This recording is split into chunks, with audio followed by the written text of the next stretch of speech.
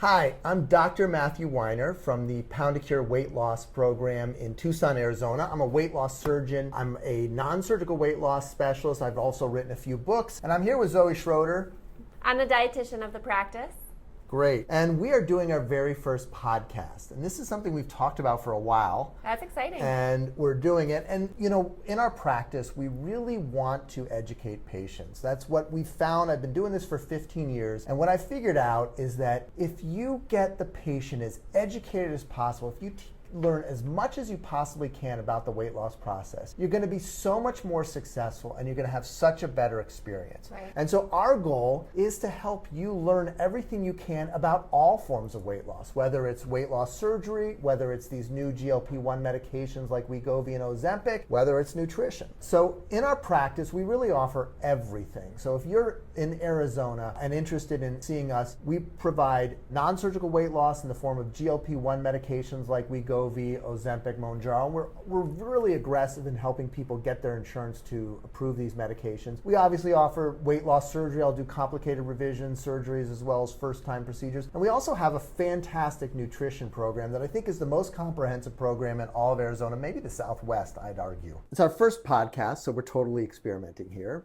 But one thing that we've talked about a lot is the news. What's your thought about what nutrition information is provided in the news? Oh my gosh. Well, I think just like social media, things are really hyped up and there's like a buzzword that people latch onto and it gets spun out of control. And so I think that because that's what's so circulated in the media, it's what people grasp onto and view as truth. And that's actually part of the reason that we wanted to start this podcast in the first place, is to create this space of science-backed information that our listeners can trust, that it's not going to be a bunch of spun-up BS that who knows what celebrities endorse it. I was looking at some topics that would be popular videos, and as we kind of make content and see what people are searching for. And when you look up Wegovy, which is one of the medications we prescribe so much, the videos that got all the attention was, Wegovy ruined my life. I've been throwing up for months since Wegovy. Not the, hey, I lost 8 pounds this month on Wegovy and feel like I'm finally in control of my appetite and food cravings. Mm-hmm. That video gets like 32 views,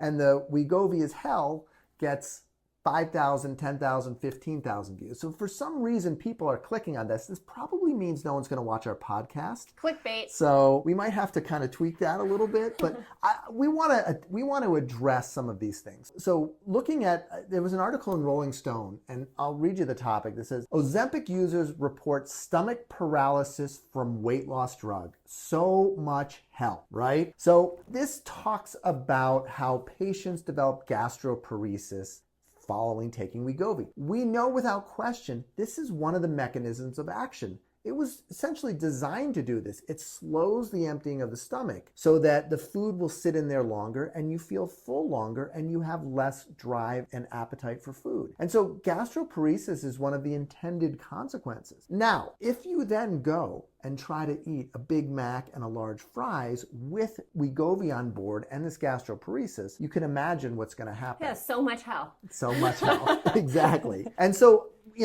that's where the right dose and the right diet comes in. Right. And so I think it's so important when you're looking at this clickbait about, hey, what trouble is Wegovy causing these days, or what problems are there with Mounjaro, that you recognize that this is put out there to get your attention. Mm-hmm. Not necessarily to provide the truth. And so every week, we're going to take a new article and address it and make sure that we focus on and provide some accurate information. So yes, there will be a little bit of gastroparesis with Wegovy. Yeah, that's the point. That's the point. If you cut down on the dose and you eat the right diet, it's very manageable and actually quite comfortable. And you can eat small amounts of food and feel very full for a long time. Zoe, just give us a few minutes of talk on what someone who's taking Wegovy or Ozempic, I know we have a support group that specifically addresses this, but what should someone eat if they're taking Wegovy? What's the right diet on Wegovy? Well, we really focus on eating as much of a whole food plant-based diet as possible, right? Vegetables, fruit, whole food, less processed protein sources, nuts and seeds, beans, all of those great things. However, what I work with patients on is recognizing that, yes, the whole point is you are eating a smaller amount of food, so you won't be able to eat as big of a volume, which means we do want to prioritize those high quality protein sources and also filling in the gaps. I like to say fill in the volume with your vegetables and your fruit. So after weight loss surgery, we really emphasize protein. Yeah. And then there's this point somewhere in the 6 to 9 months after surgery mark where we flip people from protein to produce. Do we see this with Wegovy too? I mean, is that what you're seeing in your support groups? Right. And I think it's important to keep in mind that as your body gets used to the medication, just like after surgery, you naturally will start to feel hungrier. Right. You naturally can eat a bigger volume of food. And that doesn't mean that you did anything wrong. No. Or that, you stretched out your pouch. No, it's expected. Yeah. And we want you to actually eat more food. It's just a matter of eating more of the right things, which is where we then make that flip-flop, like you were saying. Okay, let's make the majority of the volume of your diet coming through produce and making sure you still get some great protein in there, but it's not what you're filling up on mostly. And yes, to answer your question, we do see that same sort of thing with the GLP-1s. Yeah, I think that's interesting, huh? And it doesn't surprise me at all, because when we look at the hormonal changes that we see after weight loss surgery is not mediated by making the stomach smaller or preventing you from absorbing calories. It's changing ghrelin and leptin and GLP-1 and other hormones. When we address weight loss from a hormonal perspective, we're probably going to see very similar things with surgery and medications because they're really working the same way. And I think that's the power of this. And what's also really cool about it is that they don't necessarily overlap, that we can get more weight loss when we combine the surgery and the medications together. It's not like they're both using the same channel. So if you had surgery, the meds don't work. That's not true at all.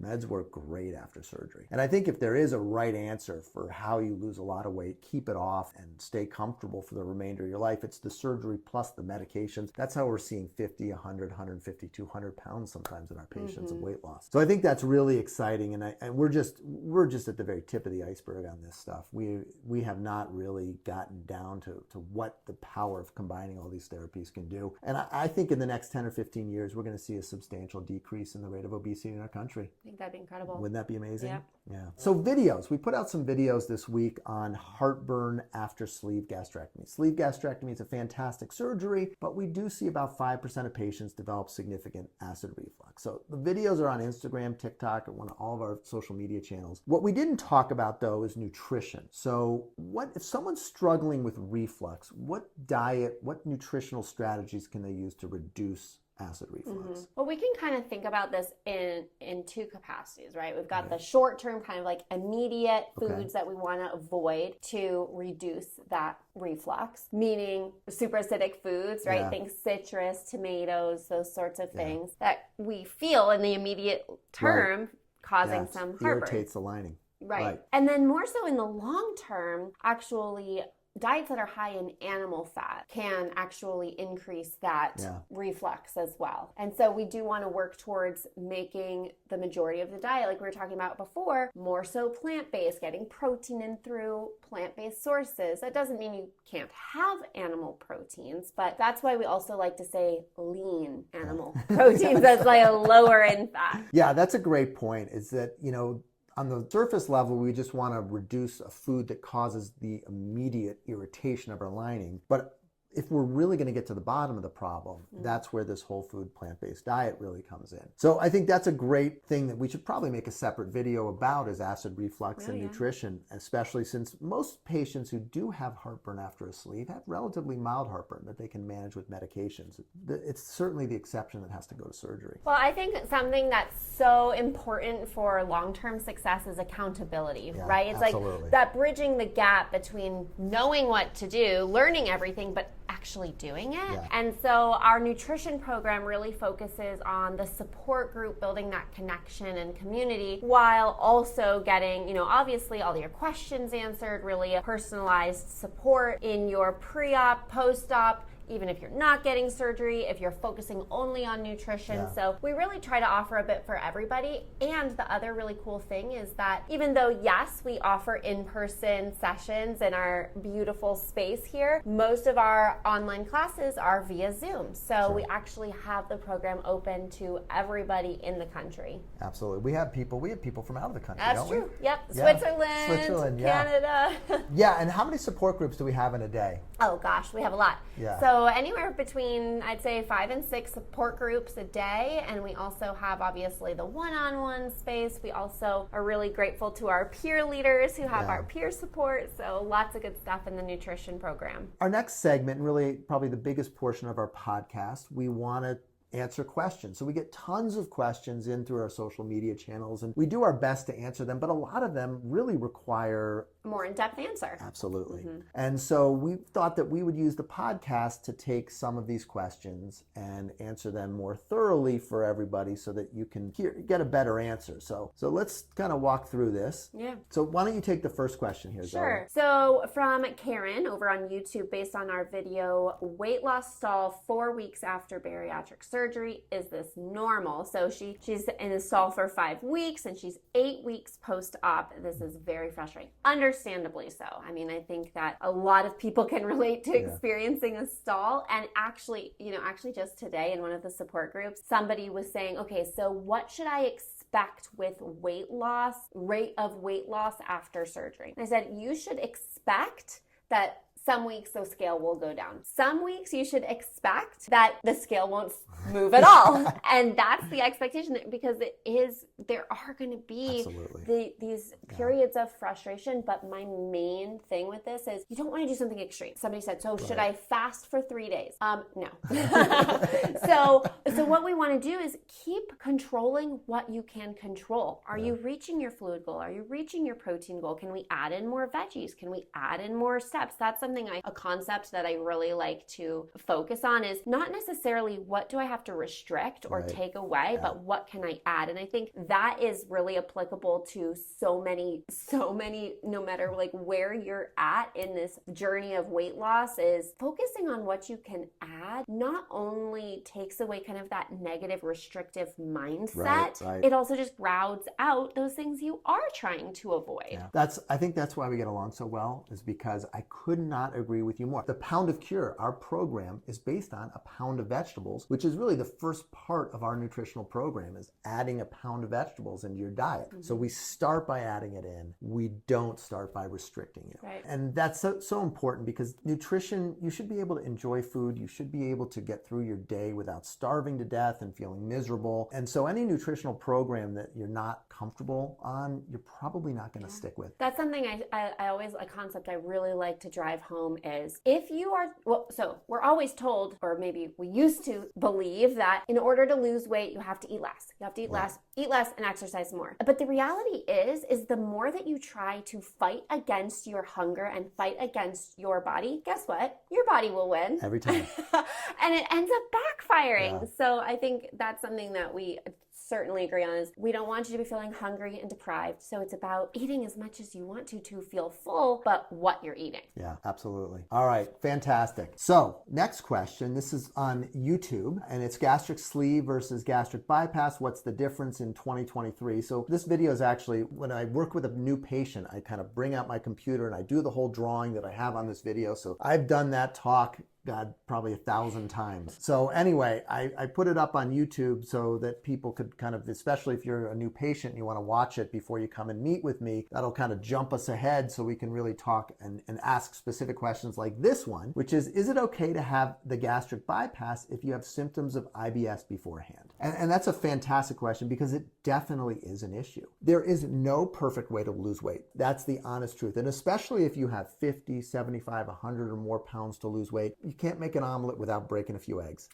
And so if we go on a diet to lose 100 to 150 pounds, often the diet that's necessary to lose that type of weight is incredibly difficult to follow and beyond what most people are capable. And even if you do follow this crazy perfect diet, you still might not lose all that weight. So there's a lot of imperfection there with nutrition alone as the therapy. The GLP-1 medications, I mean, it's that the what they call it, complete hell. So much hell. So much hell, right. So the gastroparesis, some of the side effects, I mean, there's definitely these medications take some adjusting to get used to, and there are some negative side effects, and we can work through them, but again, not perfect. Surgery, sleeve, we already talked about reflux. Gastric bypass has its own issues. After a gastric bypass, you're very sensitive to certain foods. And so if you have IBS, where you're essentially already sensitive to certain foods, that's probably going to get a little bit worse. Now, ideally, with the gastric bypass, with the medications, with our nutrition program, the nutrition gets much better. So there's that element of it too. So we may see some offsetting of that. Do you have any thoughts on IBS or gastric bypass food sensitivities? You talked to a lot of people about their food sensitivities after gastric bypass. Well, something that I think is important to keep in mind is that IBS specifically, certain foods trigger some people and don't trigger other people. So it's so individualized, which is what I feel like I say a mazillion times a day, because everybody is so different. But the main thing is identifying what foods are those triggers and staying away from those foods, but also recognizing that a food that maybe you were triggered by before surgery might not cause the same trigger afterwards. So it's a matter of relearning your body and this new anatomy that you now have. Yeah. So I think just to kind of simply answer the question, maybe the IBS may get a little worse after bariatric surgery. You're going to gain so many other things with the weight loss and the controlled appetite and the improvement of your blood sugar and blood pressure and all those other things that come along with it. But your IBS symptoms might be a touch worse, and you're going to have to rely more on nutritional strategies to control them. Yeah. All right. Take the next question, Zoe. All right, cool. So over on YouTube, Irene asked, it was based on our video over there, why should you avoid refined oil and dairy? And she had a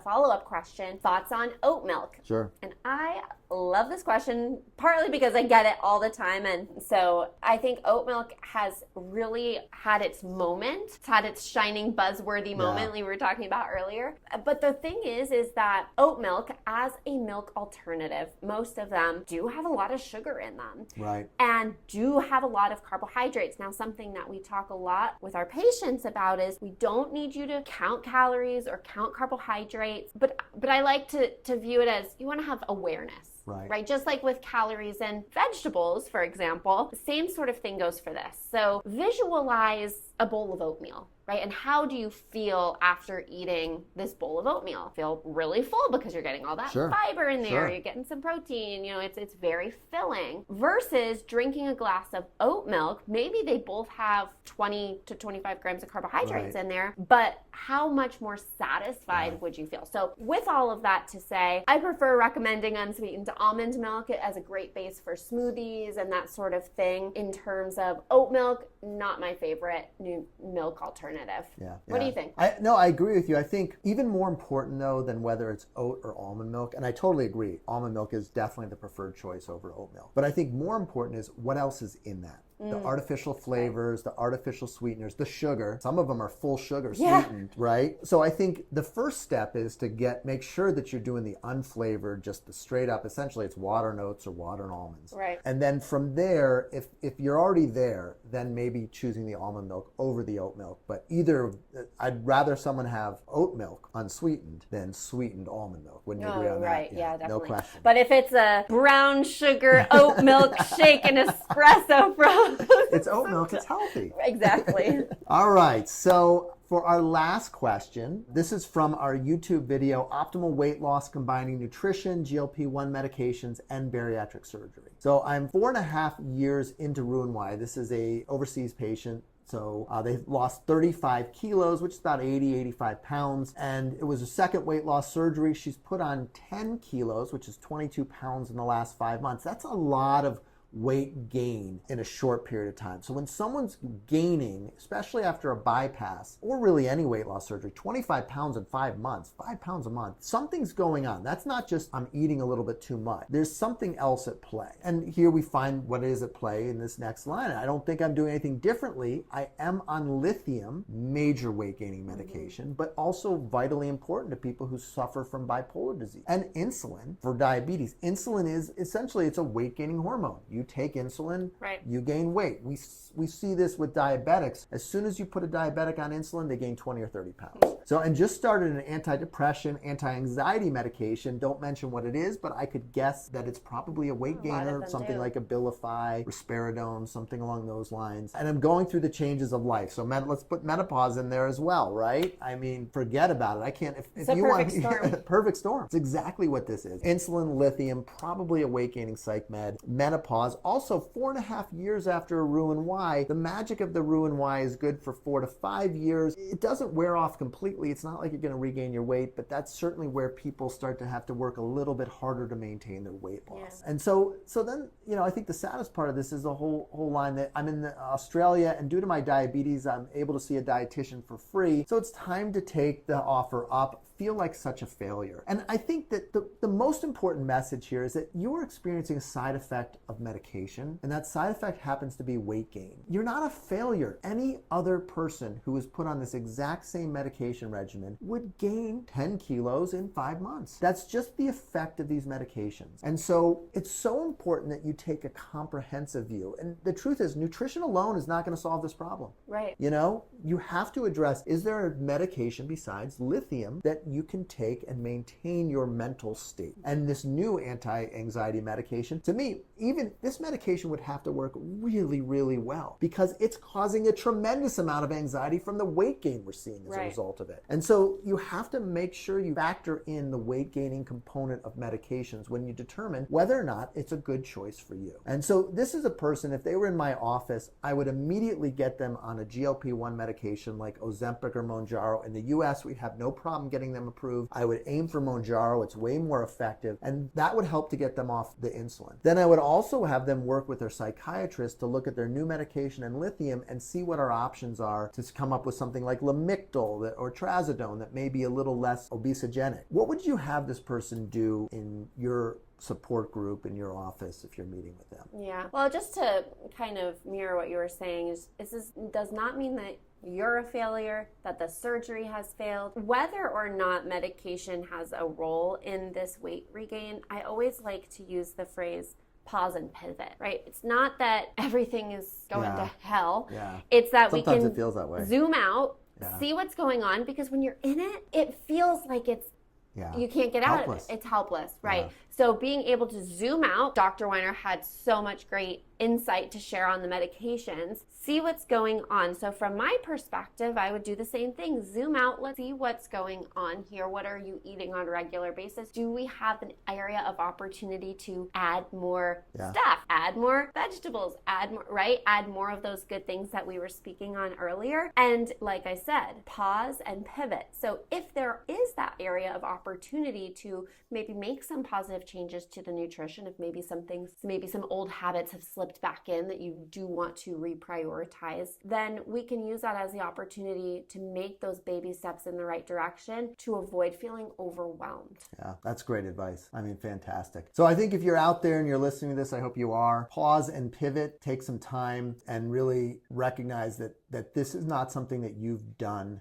This is a consequence of some medical conditions that you've had. And you know, it's really unfortunate. Last question, Zoe, that's all you. Okay, this was a question that came from Instagram, a post about, are you getting great post-op support? So the question reads, well, I sent an email to nutritionist. Dietitian. Right. Well, don't get me started on that one, but that's fine. We'll carve out a little time in one of the podcasts so you can address that issue.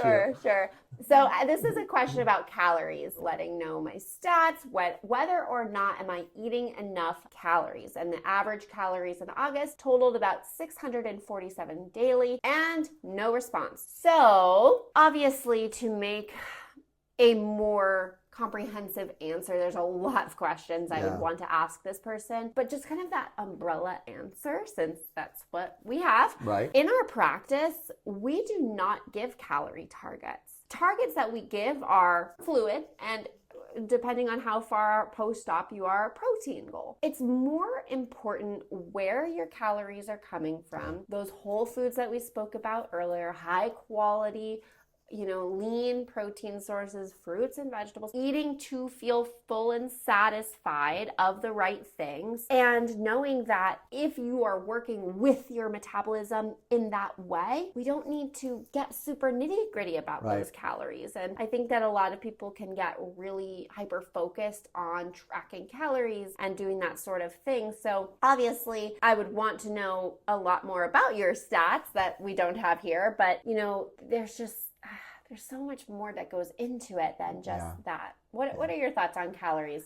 I mean, I think calories, as the problem with this whole calorie in and calorie out model, like you just eat less and exercise more, is that all of this assumes that they're independent variables, that the amount you exercise or move won't affect the amount that you eat, and that the amount that you eat won't affect how many calories you burn. And the truth is, they're totally interdependent. So this is not arithmetic. This is high-level calculus that we're doing, because if you eat less, your metabolic rate is going to go down. The problem with it is our body regulates our calorie consumption and our calorie expenditure to try to maintain a certain weight, our set point. Our bodies are made to survive. Yes. Metabolic absolutely. adaptation. And they're going to stay at the same weight. They're going to be very good at keeping you at that same weight. And so the harder you fight through calorie restriction, like you said earlier, you're fighting against your body, and you're going to lose every time. How long can you hold your breath? 30 seconds? Could you train yourself to do it a minute? Probably. What about 20 minutes? Could you train yourself to hold your breath 20 minutes? I don't want to try. No, you can't do that. And so you have to recognize that this is going to take more than just calorie counting. And it sounds like, you're not getting all the nutrition that you need. If you're somewhere out there, our nutrition program is open to anybody. And I can promise you we'll address these questions for you and help you work through this so that you can come up with a nutritional plan that's going to work for you. And just a little side note that I did want to mention, if you've had surgery and also the GLP-1 medications, as you were mentioning earlier, play a role with your hormonal response, which does impact this metabolic rate. So a lot of times calories, so if let's say somebody who's had surgery is eating 500 calories a day, losing weight, and they're feeling full and they're doing all these things quote right. Yeah. Somebody who perhaps hasn't had surgery, but who has been dieting for months and months and months and eating 500 calories and isn't losing weight, that's a different situation. Totally. So the context is critical. Right. Yeah, people can be eating 647 calories in their second week after surgery, meeting fluid and protein goals and doing everything right. And people can be eating 647 calories of chocolate cake, and that's the only thing they're eating in a day, and they're not on medications, haven't had surgery, and that's obviously a terrible idea. So the context and where you are, what kind of medications you're on is everything. So yeah, that's a great point. So I think that wraps up our first podcast. Yeah, I'm proud of us. I thought it went pretty good. I had a great time doing it, and I hope it was helpful to you. We're on pretty much all the social media channels, Instagram, TikTok. Yep. Dr. Weiner will not be dancing on TikTok. I will not Nobody dance. asked him to. Yes, as much as my daughters demand and tell me that I have to, I'm not going to dance on TikTok, and I'm not going to point the words. Head on over and ask us a question. We, obviously want to know if this was helpful to you, and also what questions we can answer for you next time. See you next time.